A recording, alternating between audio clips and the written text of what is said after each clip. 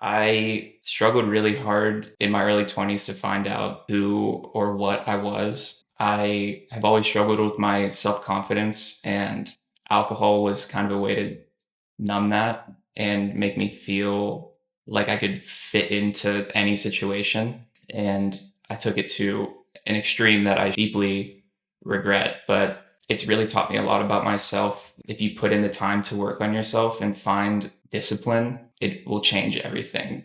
My life has gotten exponentially better. Introduce yourself. Who are you? What you do? I'm Alec. I am 30. I'm a friend, a brother, a boyfriend, and probably the reason why I'm here is I'm the owner and operator of B-Sides in Millville. You got me deeper than that, or is that a good start? Okay, cool. Talk to me about B-Sides. What inspires you to open a vintage clothing store? What's your mission? Um, I was always a flea market kid. I was raised Catholic, which I've since strayed from, but that's how my parents used to like bait us into going to church. Was like, we can go to the flea market after if you guys go and sit in church. So I just fell in love with like knickknacks, trading cards, old signs, whatever. And then yeah, I just kept going to the thrift store. I was my upbringing was privileged. My parents aren't overly wealthy, but money wasn't a giant concern, but they're overly frugal. So it was a lot of like Plato's Closet. My mom would take us to the community thrift. And so it was a lot of hunting for just like obscure. I always liked weird stuff. I didn't want like Abercrombie, Hollister in the early 2000s when that stuff was like so popular. I wanted like a hoodie with some lady's name on it from a year where I wasn't even alive yet. And then what prompted me to open the store was just I didn't want to die wondering what would have happened if I didn't do it. I wanted to at least say, I tried my best. I gave it a shot and I got to feel what it was like to be there. My mission, it has never changed. I have a piece of like office paper with my business plan on it, my very primitive business plan. And it was just, I want to offer like this sort of buy, sell, trade, like streetwear environment that's approachable because it is so scary to walk into a store where you see a cool person sitting behind the counter with cool stuff everywhere and they don't like pay you any mind or give you the time of day. So I wanted to have stuff at an affordable price where people can come in, feel cool, and just like feel like they're my friend or like the coolest person in the room because I never got to experience that at a store. And that's how I will forever and always operate. Talk to me about your philosophy of slow living and living on your own terms. How does this influence how you do business and lead your life? I am a person that has goals, but I'm not somebody that prides my success or how well my life's going based on how I'm achieving them. I let life come to me. It is a quote from a very wise woman that I'm sure there's a question in here about, but it's I live by the day and I see where it takes me. I am not trying to be anything I'm not. I'm not trying to prove myself to anybody. I'm just trying to beat myself from yesterday. And I know that building something that is of relevance and what matters takes a great deal of time. So I do not try to rush the process, rush the success, rush the feeling or anything. I truly just want to follow what my brain and my heart tell me that day. And it influences my business and my life because it's if you read my Google reviews, I'm not the best at governing myself. So if I need to take a mental health day, I take a mental health day. If I don't want to be there, I'm not going to be there, much to the chagrin of some of my customers. But I do what I need to do. That's the whole point of owning a business is your own boss. You call the shots. So if I have a day where it needs to be slow, it's going to be slow that day, and I'm going to take time for myself and figure out what I need. There it is.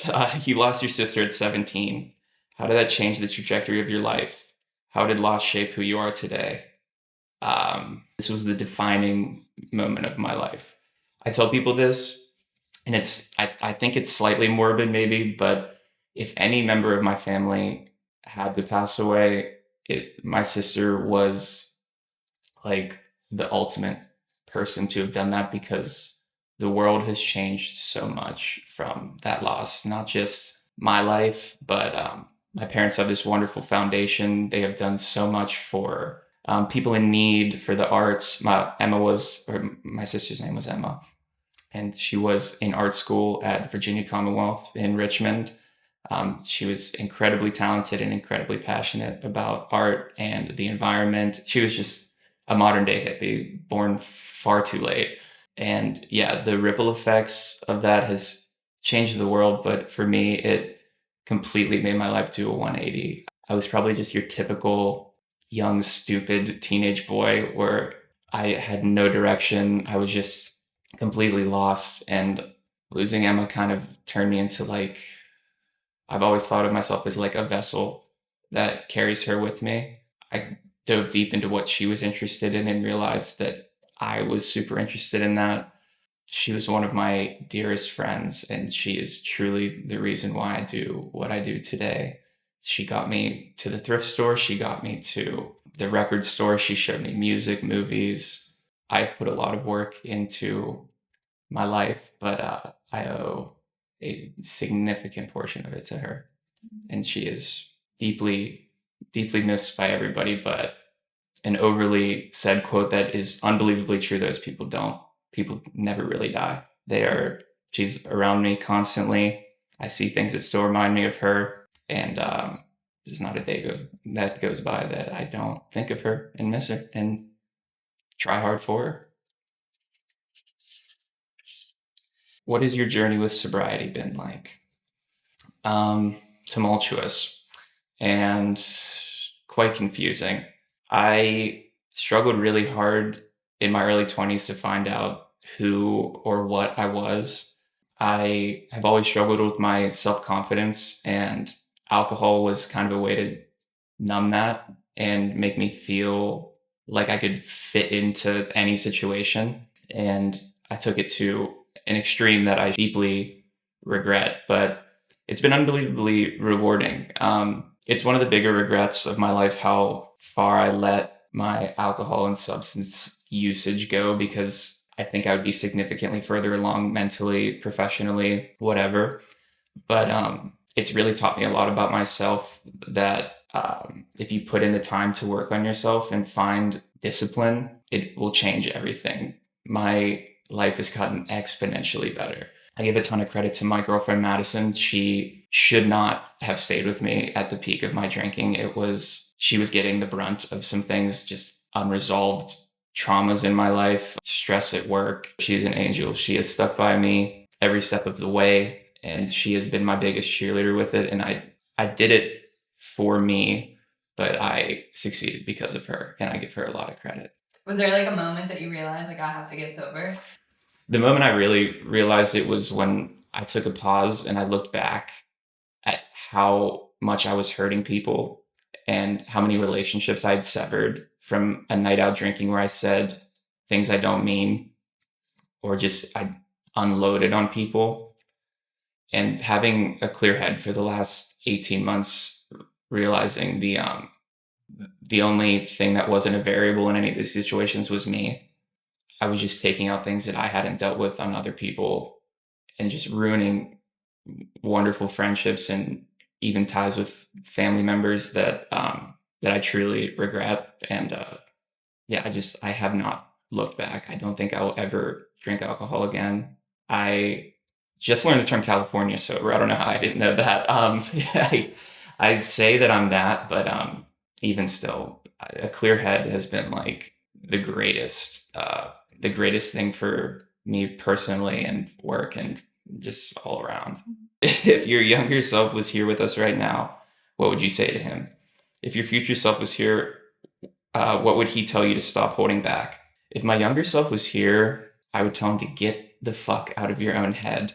Um, there is some times where I will just ruin situations by overthinking, like sitting in my head about things that I've done and ruminating, and nobody cares. I mean, nobody's looking at you the way that you think they are, and you're not quite as important as you think you are.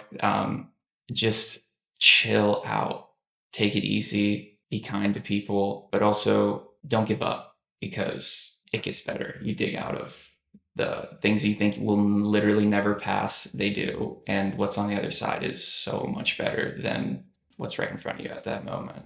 And for my future self, he would probably tell me to stop holding in the way that I feel. I feel like I don't tell the people that truly make my life worth living how much they mean to me enough. I take it for granted.